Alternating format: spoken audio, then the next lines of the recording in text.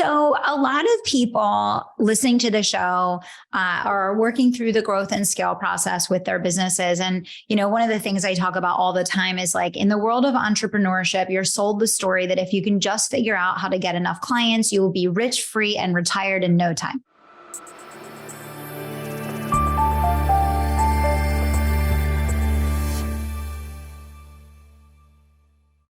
Right. And I always talk about the fact that it doesn't go like that, right? You have to learn how to get clients. You have to learn how to build a brand, service your customers, learn how to retain customers and renew customers, develop effective systems, and build a winning team. Because if you don't have that whole loop closed with one infinite circle, then you, the business owner, are always going to be trapped. And I think a question that I have for you, Krystel, and I asked Danielle something similar, and I think you each approach things from a different perspective. So I'm interested in your answer. But I think for a lot of people listening, like they would love to get someone who's gone through 2 successful exits and build a $20 million company from 4 million to 20 in 4 years, and had the success that you've had both as a founder and as an entrepreneur.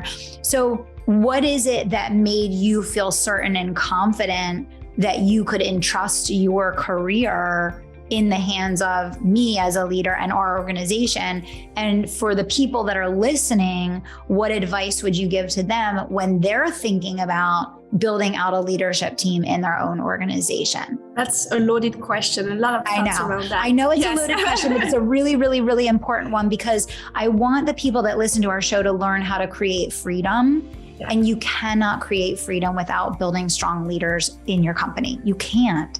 Because even if you go get 1,000 customers, you just build a jail cell. You have to have systems and people, right? So I know it's a loaded question, but give me what you got. You have to leverage your time. So I will speak about me, but it's applicable to any leaders.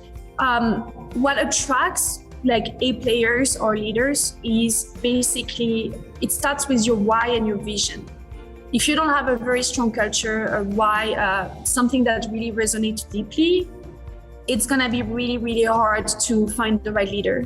So when I looked at and it starts at something as simple as in your job description, you should talk about your why and your culture and your expectations in your job description. So Kelly, when I looked at the job description, the mission absolutely talked to my heart. I felt like this is for me. I could see my why, which by the way, my why is very much, I want women to have it all. Like that's really like something that drives me in the morning. I'm like, I don't want to sacrifice. I want to be successful, have a husband, my family, do the thing in life. I have one life that I just want to live it fully. So that's my mission. And so for me, I can relate to entrepreneurs, particularly because that's my journey. So the why and the culture resonated. The why is one thing, but the culture to me is a culture of greatness and excellence, because you will find that A players or athletes or anybody that like you compete against yourself, you compete for excellence. You don't want, if you've been successful, you don't want to be in a company that's sort of like loose. And so what I love about the culture is like, hey, it's not for everybody. It's somebody that really wants results, that wants. So I don't think anybody should be shy about being really like, we're going to have fun. We're going to have all of those things, but this is like serious stuff if you want to change someone's life. So I think that you need to establish that really, really early on. And then, of course, the second piece is being realistic that you're dealing with human beings that, if they're really great at what they do, they want to have the right compensation that goes along. They want to be able to achieve their dreams. So for me with Kelly, I always felt like I don't have a ceiling. I always feel like I'm going to help as many people, we're going to grow, but she never made me feel like, oh, I'm limited and I understand that people that start, it may seem harder, but it doesn't have to be hard. It's just about doing a comp plan that makes sense and taking the time to know the person, what are their goals. Everybody has different goals. So Kelly, that's something we've done like right away. Like you asked me, where do I want to be? What do you know, I needed to see a path. I needed to see that the why is aligned, the culture is great. And then I have a path for my personal objective. Once this was covered, Kelly, like for me, and that's it for me, but that's, I think for most leaders, a lot of people want to work with entities that are bigger than themselves. I look at my situation, I could have stayed as an entrepreneur. I was making money and all of that. But you know what I found that was really interesting in the business that we had? It was really like, we grew 2.5 but we were very lean on team. We didn't have a lot of people because everything was, I had a co-packer here. And so I missed the team aspect so much because this is where I had fun. Like when I was in the pretzel, we were meeting more people.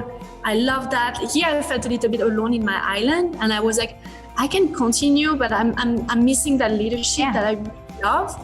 And so that was for me. And I also knew myself, and we're going to talk about this, but I'm not really so much like I'm an implementation type of person. Yeah. And I've always been in my journey. My husband was the visionary. Yeah. The pretzel, like the owner was the visionary. The thing when I replicated for quick success, it was good, but I didn't have like that visionary person. And I think for me, I'm like, I don't know. I want to. So I think it's also the humility of knowing myself. And I'm confident. I love entrepreneurship so much that I don't want to be separated from it. Yeah. But I also know that the best work comes out of, for me, for my personal being, a team, a visionary, and I'm the piece of the puzzle that can thrive and implement. And I know for some of you, like it may sound like the unique one, but they're out there. We put together a lead of, Deepak is an entrepreneur that also needs development. Ty, I can name a lot of people, so it's out there. I just want to say, like, a lot of people are like, where do we find you? Where do we find all of those people? It's out there.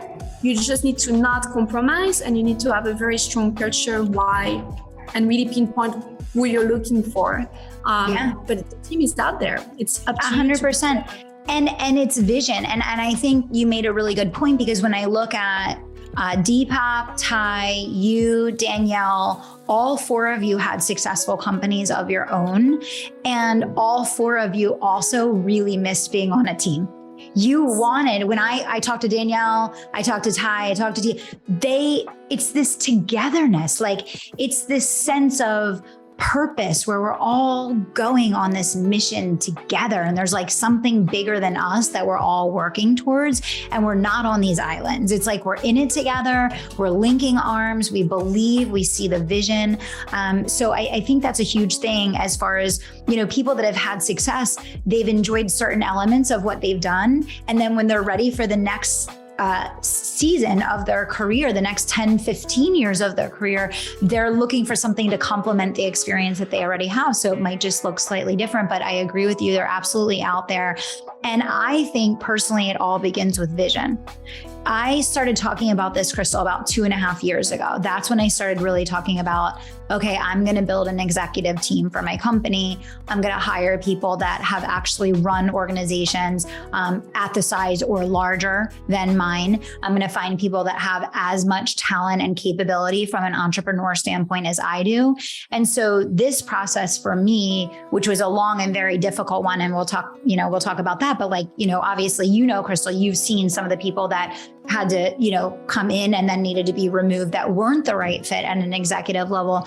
But what I would say is it all started with the vision of me trusting and believing my vision is big enough to hold $1 million earners. My vision is big enough for people to literally ride out their career as an executive leader, within my organization, and believing and trusting that I am capable and competent to both lead those people and acquire that level of talent. And that might seem like a little thing, but Krystel, I see that as the very first step, because I think a lot of entrepreneurs, they don't even believe that they can get that in their company.